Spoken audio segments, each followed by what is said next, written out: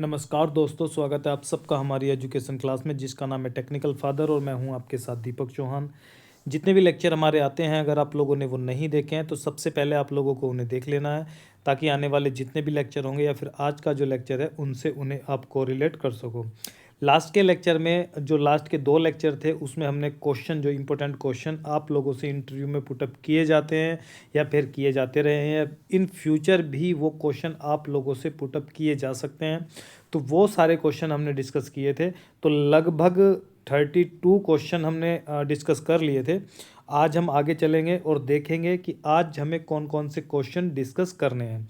अगर आप लोग हमारे ऑनलाइन कोर्स को ज्वाइन करना चाहते हो तो आप लोगों को हमारे इस नंबर पर कांटेक्ट करके हमसे वो जो ज्वाइनिंग है वो आप ले सकते हो। 9760 4720 74।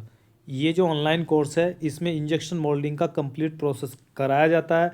जितने भी लेक्चर आते हैं उनके जो पीडीएफ नोट्स हैं अगर वो भी आप लेना चाहते हो तो हमें इस नंबर पर कांटेक्ट कर सकते हो। तो चलते हैं आज के लेक्चर की तरफ और देखते हैं कि आज कौन कौन से इंपॉर्टेंट क्वेश्चन हम लोगों ने डिस्कस करने हैं। लिखने में थोड़ी सी प्रॉब्लम हो सकती है इसलिए आप लोग थोड़ा सा साउंड पे जो ध्यान है वो बना कर चलिए, क्योंकि मेरे हाथ में थोड़ी चोट है तो उसकी वजह से लिखने में थोड़ी प्रॉब्लम हो सकती है, इसलिए आप लोगों को सुनना ज़रूर है और अच्छी तरीके से चीज़ों को समझना है। पहला क्वेश्चन हमारा आ रहा है आज का, होपर ड्रायर में ब्लोअर का क्या काम होता है। ठीक है, आप लोगों ने देखा होगा कि होपर ड्रायर कुछ इस तरीके से बना होता है। ठीक है, यहाँ पर कुछ इस तरीके से होपर ड्रायर होता है समझ लेना थोड़ा सा। यहाँ पर मिरर लगा होता है, एक ग्लास लगा होता है। तो होपर ड्रायर में क्या होता है कि यहाँ से एक ब्लोअर, यहाँ पे कुछ इस तरीके की चीज़ें दिखाई देती है तो यहाँ पर एक ब्लोअर लगा होता है। ठीक है, तो ये पूछ रहा है कि ब्लोअर का काम क्या होता है। देखो ब्लोअर क्या करता है थोड़ा सा समझ लीजिए। ब्लोअर का काम होता है एयर देना। पहला काम क्या है इसका, एयर देना। अब ये वर्क कैसे करता है, ब्लोअर यहाँ से एयर देगा और यहाँ पर क्या लगे होते हैं, हीटर लगे होते हैं। तो हीटर क्या करेंगे, अपने इन्वायरमेंट को क्या कर देंगे, वो हीट कर देंगे। जैसे ही ब्लोअर की एयर उसके हीटर से होकर गुजरेगी, उससे पास होगी, तो जो एयर है वो क्या हो जाएगी, गर्म हो जाएगी, हॉट हो जाएगी। और वही एयर जब मटेरियल के थ्रू ऊपर नीचे की तरफ से ऊपर की तरफ निकलेगी, यहाँ से वेंटिलेशन से निकलेगी, तो पूरे मटेरियल को वो क्या कर देगी, गर्म कर देगी। और जो उसके अंदर मॉइस्चर है उसे वो रिमूव कर देगी या फिर रिड्यूस कर देगी। तो ब्लोअर का काम क्या हो गया, ब्लोअर का काम हो गया एयर प्रोवाइड कराना। नेक्स्ट 33 क्वेश्चन है, एक्रिलोनाइट्राइल ब्यूटाडाइन स्टायरीन। ठीक है, ये किसकी फुल फॉर्म है, तो ये एबीएस की फुल फॉर्म है। और एबीएस की जो फुल फॉर्म है वो हमेशा पूछी ही जाती है, मैक्सिमम जगह पर पूछी जाती है। इसलिए कुछ ऐसे मटेरियल होते हैं जिनका आप लोगों को पता होना चाहिए कि उनकी फुल फॉर्म क्या है। जैसे एबीएस की फुल फॉर्म पूछी जाती है। और एबीएस से एक क्वेश्चन और भी आता है। वो क्वेश्चन क्या होता है, जब आप इंजीनियर या असिस्टेंट मैनेजर या मैनेजर की पोस्ट के लिए अप्लाई करते हो तो वहाँ पर आप लोगों से पूछा जाता है कि भाई ये बात सही है कि एक्रिलोनाइट्राइल ब्यूटाडाइन स्टायरीन है, ये तो आपको पता है, लेकिन आप ये बताइए कि एक्रिलोनाइट्राइल जो है वो एबीएस में कौन सी प्रॉपर्टी को इन्हेंस करने के लिए डाला जाता है, ब्यूटाडाइन किस लिए होता है और स्टायरीन किस लिए होता है। इन तीनों को आप लोगों से पूछा जा सकता है कि इनका मटेरियल के अंदर या पार्ट के अंदर क्या प्रॉपर्टी ये क्या करते हैं, डेवलप करते हैं या इन्हेंस किसी प्रॉपर्टी को करते हैं। पहला क्वेश्चन ये पूछा जाता है। दूसरा क्वेश्चन और थोड़ा एडवांस में जाते हैं तो क्वेश्चन ये पूछा जाता है कि भाई ठीक है, आप लोगों को पता है कि एक्रिलोनाइट्राइल का काम क्या होता है, ब्यूटाडाइन का क्या होता है, स्टायरीन का क्या होता है। अब ये बताइए कि इनकी परसेंटेज आपस में कितनी कितनी होती है। ठीक है, इसे और भी डिटेल में लेके चला जाएगा वो।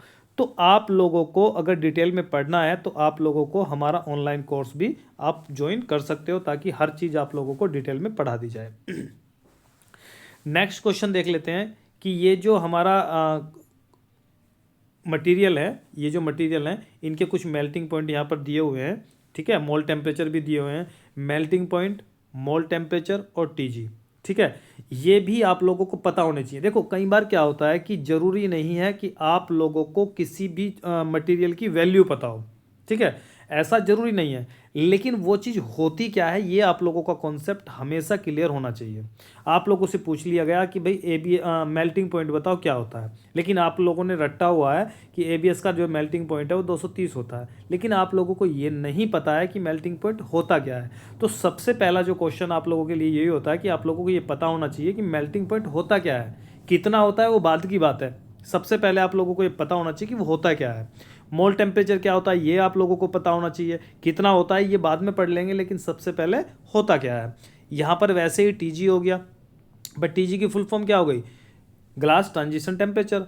ये पता है कि 105 है, 135 है, 90 है, इन्हें आप रट सकते हो, लेकिन रटने से कोई फ़ायदा नहीं है जब तक आप लोगों को ये नहीं पता होता है कि ग्लास ट्रांजिशन टेम्परेचर होता क्या है। ठीक है, तो मेल्टिंग पॉइंट की जब हम बात करते हैं तो मेल्टिंग पॉइंट जहाँ से कोई भी प्लास्टिक मटेरियल है वो मेल्ट होना, या कोई भी पदार्थ हो सकता है, जरूरी नहीं प्लास्टिक मटेरियल की हम बात कर रहे हैं, कोई भी पदार्थ हो सकता है, मेटल हो सकता है, निकिल हो सकता है, कोबाल्ट हो सकता है, कॉपर हो सकता है, एल्यूमिनियम हो सकता है, कुछ भी हो सकता है, जहाँ से वो मेल्ट, जिस टेम्परेचर पर वो मेल्ट होना स्टार्ट हो जाता है उसे आप क्या बोलते हो, मेल्टिंग पॉइंट बोलते हो। जैसे एबीएस का मेल्टिंग पॉइंट 230 है, पीपी का 171 है, पीएस का 240 है, पीपीसीपी 160 से 166 है। वैसे ही मोल्ड का टेम्परेचर होता है, जब आप मोल्ड को क्या करते हो, मोल्ड के अंदर मटेरियल को प्रोसेस कराते हो, मोल्ड के अंदर मटेरियल को आप इंजेक्ट कराते हो, तो उस समय पर मोल्ड का कुछ टेम्परेचर रखा जाता है। ठीक है, मोल्ड का टेम्परेचर जो है वो डिपेंड करता है कि आप एमटीसी लगा रहे हो, आप चिल्लर लगा रहे हो, ये जो दोनों चीज़ें होती हैं ये मोल्ड के टेम्परेचर को कंट्रोल करती हैं। ठीक, अगर मोल्ड का टेम्परेचर आप लोगों को बढ़ा के चलाना है तो आप एमटीसी का यूज़ करोगे, अगर कम करके चलाना है तो आप चिल्लर का यूज़ करोगे। जैसे जैसे हर शॉट में मोल्ड के अंदर मटेरियल इंजेक्ट होगा तो मोल्ड का टेम्परेचर बढ़ता है। ठीक है भाई, गर्म 280 पे आप चला रहे हो, 280 पे 200 300 पे आप चला रहे हो, तो 300 डिग्री सेल्सियस का मटेरियल बार बार जब मोल्ड में जाएगा तो मोल्ड तो हीट होगा ना भाई, गर्म होने लगेगा। जब गर्म होने लगेगा तो आप लोगों को उससे का जो टेम्परेचर है वो कंट्रोल करना पड़ेगा, या चिल्लर से कर लो या एमटीसी से कर लो, तो उसे आप बोलते हो मोल्ड टेम्परेचर। ठीक है, ये कितना होता है, जैसे एबीएस के लिए 40 से 80 रखना होता है, पीपी के लिए 30 से 70 रखना होता है, और पीएस के लिए 50 से 60 रखना होता है, पीपीसीपी के लिए 30 से 70 रखना होता है। और ये मोल्ड टेम्परेचर होता है, ये प्रोसेस के अंदर बहुत अहम भूमिका प्ले करता है। ठीक है, इसका जो रोल होता है बहुत इंपॉर्टेंट होता है। कुछ लोग क्या होते हैं, प्रेशर पे ध्यान दे रहे हैं, स्पीड पे ध्यान दे रहे हैं, टेम्परेचर पे ध्यान ही नहीं दे रहे हैं। ठीक है, अगर आप लोगों का टेम्परेचर सही नहीं है और आप स्पीड और प्रेशर पे ज़्यादा ध्यान दे रहे हैं तो आपकी मशीन की जो लाइफ है वो कम हो जाएगी। भाई, जब आप लोगों का फ्लो ही अच्छा नहीं है तो प्रेशर तो ज़्यादा लगाना पड़ेगा, और मटेरियल के जितने भी इक्विपमेंट हैं, मशीन के जितने भी इक्विपमेंट हैं, उन्हें एक्स्ट्रा फोर्स जनरेट करना पड़ेगा। और जब उन्हें एक्स्ट्रा जोर लगाना पड़ेगा, जबकि कमी कहाँ है, कमी तो आपके मटेरियल में है। अगर आप थोड़ा सा उससे टेम्परेचर दे के अच्छे से मेल्ट कर लोगे तो वो अच्छा फ्लो करने लगेगा, आप लोगों को प्रेशर भी कम लगाना पड़ेगा, स्पीड भी कम लगानी पड़ेगी। ठीक है, तो मोल्ड टेम्परेचर का भी वही रोल होता है। अगर मोल्ड टेम्परेचर आप लोगों का क्या होगा, कम होगा, तो मटेरियल फ्लो नहीं करेगा, ज़्यादा होगा तो ज़्यादा फ्लो करेगा, फ्लैश बना देगा। तो हर चीज़ का एक बैलेंस होना बहुत ज़्यादा ज़रूरी होता है। वैसे ही हम टीजी की बात करते हैं, टीजी का मतलब क्या होता है, टीजी का मतलब होता है ग्लास ट्रांजिशन टेम्परेचर, यानी कि सॉलिड से जब हम मेल्टिंग की तरफ जाते हैं तो बीच में एक सॉफ्ट स्टेट पड़ती है। क्या पड़ती है, सॉफ्ट स्टेट पड़ती है, जिसे आप क्या बोलते हो, टीजी बोलते हो। और इसका यूज़ आप ब्लो मोल्डिंग में बहुत अच्छी तरीके से करते हो, जो आप लोगों की स्टेज ब्लो मोल्डिंग होती है, SBM। ठीक है, SBM, इसमें क्या करते हैं, सबसे पहले हम टीजी के टेम्परेचर पर मटेरियल को जो प्री फॉर्म होता है उसे सॉफ्ट कर लेते हैं। उसके बाद में जब मशीन में डालने के बाद में उसे स्ट्रेच करके प्री फॉर्म को फुलाकर बोतल बना ली जाती है, ब्लो करके बोतल बना ली जाती है।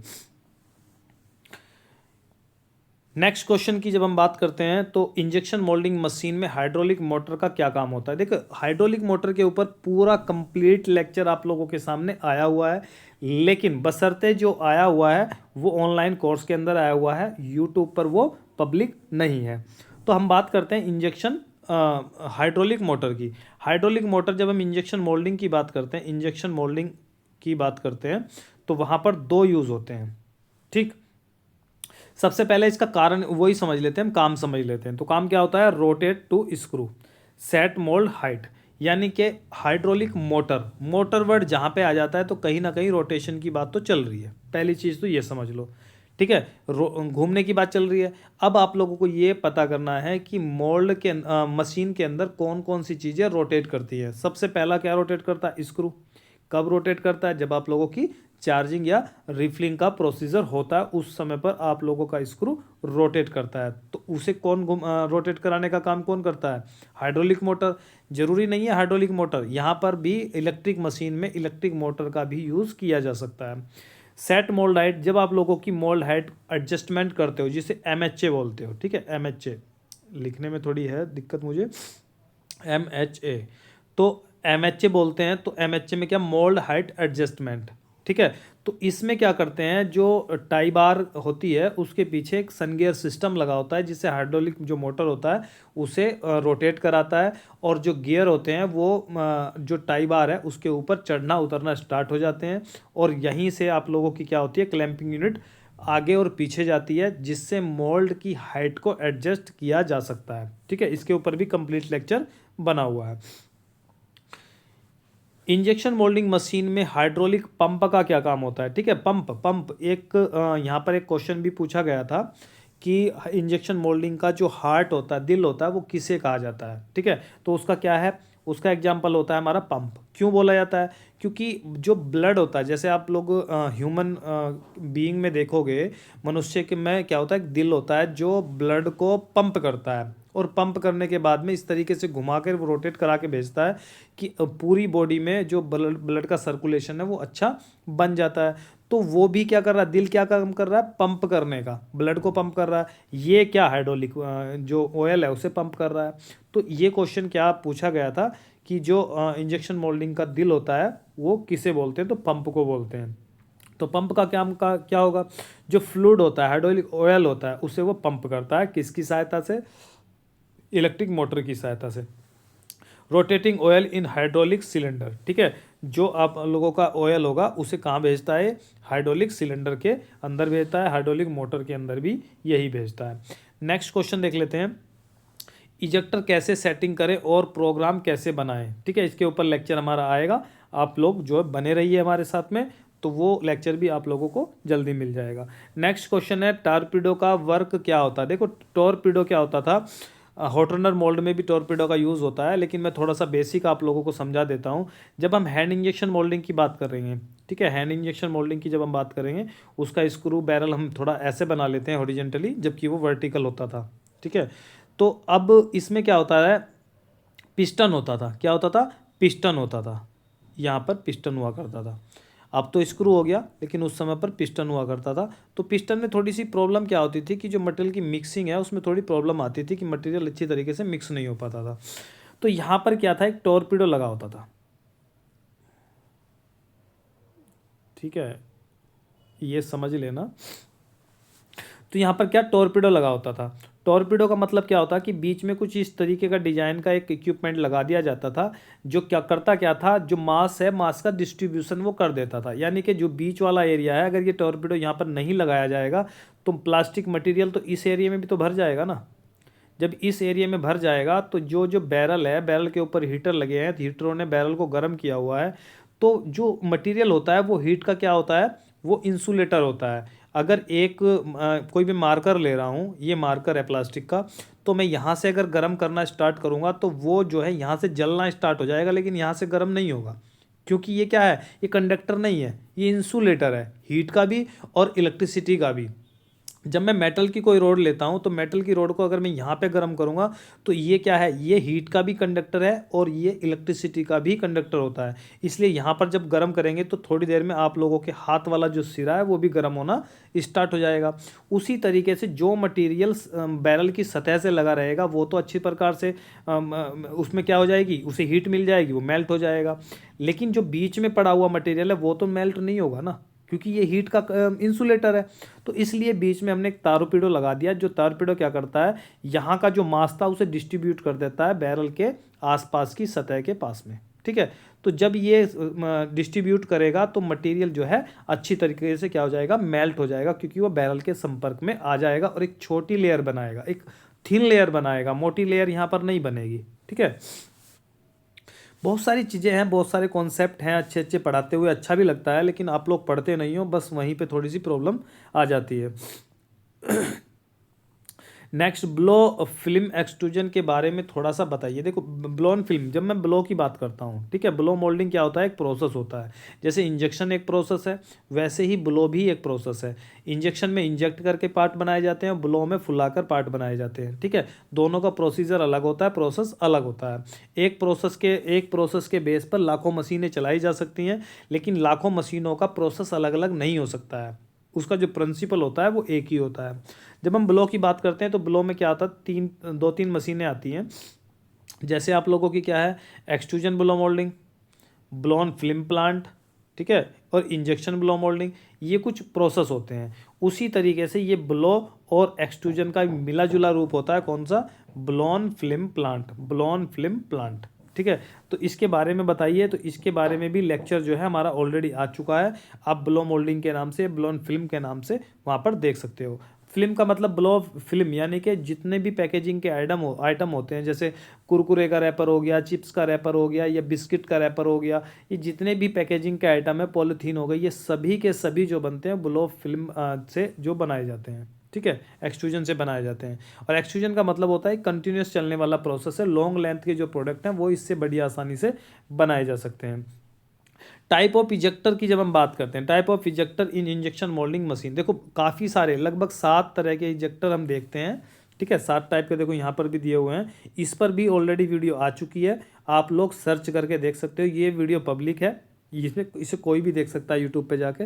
आप लोग टाइप्स ऑफ इजेक्टर डालोगे और साथ टेक्निकल फादर डाल दोगे तो वो आ जाएगी। तो 7 तरह के इजेक्टर देते हैं, जैसे आप लोगों का ब्लेड इजेक्टर हो गया, पिन इजेक्टर हो गया, अलग अलग तरीके के इजेक्टर आप लोगों को देखने को मिलते हैं, तो वो वहाँ पर जाकर आप देख सकते हो, ठीक है। आज के लिए इतना ही। अगर आप लोगों को जो भी इसके वीडियो के नोट्स होते हैं वो आप लेना चाहते हो, तो आप लोगों को हमें जो कॉन्टैक्ट करना पड़ेगा, नंबर मैं आप लोगों को ऑलरेडी दे चुका हूँ, 98 96 63 87 71, ठीक है। दोनों नंबर मैं आप लोगों को दे चुका हूँ। इससे आप बने बनाए नोट्स भी ले सकते हो, और हमारा जो ऑनलाइन कोर्स चलता है उसे भी आप ज्वाइन कर सकते हो। तो आज के लिए इतना ही। वीडियो अगर आप लोगों को पसंद आती है तो वीडियो को लाइक ज़रूर कर दिया करें। लाइक करने से थोड़ा बेनिफिट ये होता है कि ज़्यादा लोगों तक चीज़ें पहुँचती हैं और उनका भी बेनिफिट होता है। अगर आप चाहते हो कि चीज़ें आप लोगों तक सीमित रहें तो आप लोगों का ज्ञान भी आप लोगों तक ही सीमित रहेगा, ठीक है। तो ज़्यादा लोगों तक चीज़ें पहुँचे तो वीडियो को लाइक कर दिया करें,